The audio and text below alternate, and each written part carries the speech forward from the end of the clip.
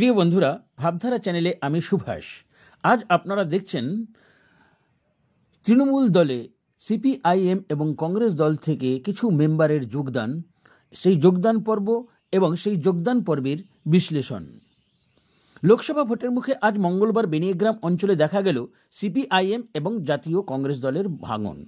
একই সঙ্গে সিপিআইএম ও কংগ্রেস দল থেকে বেরিয়ে তৃণমূল দলে যোগদান, সঙ্গে শীতবস্ত্র কম্বল দুস্থ মানুষদের মধ্যে প্রদান করা, অর্থাৎ গীতাপাঠ ও চণ্ডীপাঠ একই সাথে অনুষ্ঠিত হলো, এই আর কি। এখন লক্ষ টাকার প্রশ্ন হলো, এই যখন INDI এর অলিখিত জোট হয়েই গেছে, সেখানে কেন এই যোগদান পর্ব?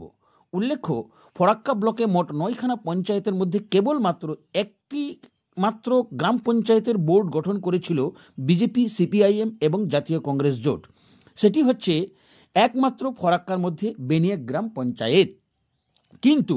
কিন্তু আজ যেভাবে যোগদান পর্ব হলো, এতে কি INDI জোটের সত্যিকারের গুরুত্ব এবং তাৎপর্য রক্ষিত হলো? কি বলবেন ফরাক্কার তৃণমূল নেতৃত্ব এবং তৃণমূল দলের উপর মহলের নেতৃত্ব? তাহলে কি এই প্রশ্ন তোলা খুবই অসঙ্গত বা অন্যায় হবে যে বিজেপি, সিপিআইএম এবং জাতীয় কংগ্রেসের জোট করে পঞ্চায়েতের বোর্ড গঠন করাটা একেবারেই যুক্তিযুক্ত ছিল না বা অযৌক্তিক ছিল?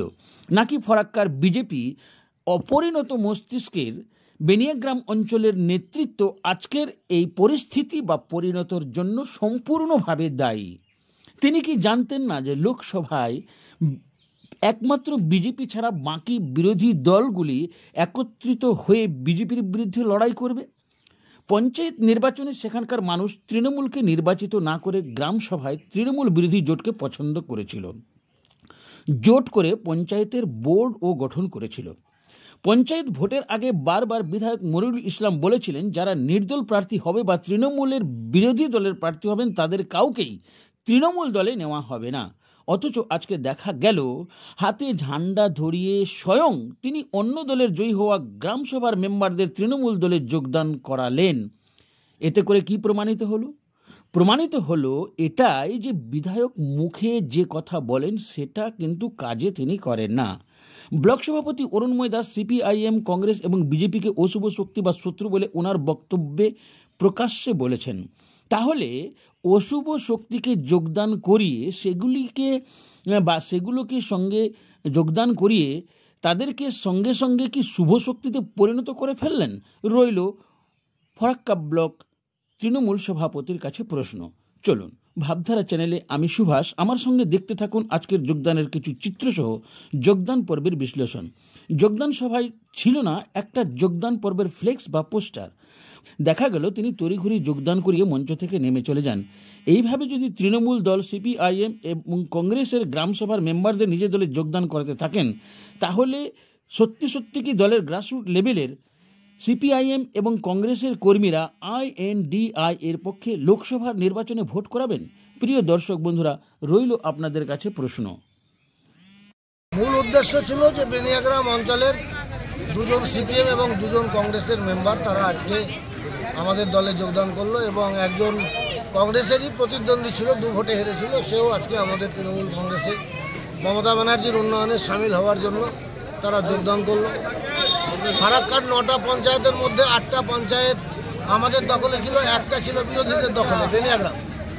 এবং 6 মাস হয়ে গেল পঞ্চায়েত গঠন হওয়া, এক মাটি আর একটা ইটও কোথাও গাঁথে, মানে 6 মাসে 10 পয়সার কাজও বেনিয়াগ্রাম অঞ্চল করতে পারেনি। সিপিএম, কংগ্রেস, বিজেপির অশুভ জোট মিলে যে পঞ্চায়েত তৈরি করেছিল, আজকে সেই পঞ্চায়েত সংখ্যালঘু হয়ে পড়ল।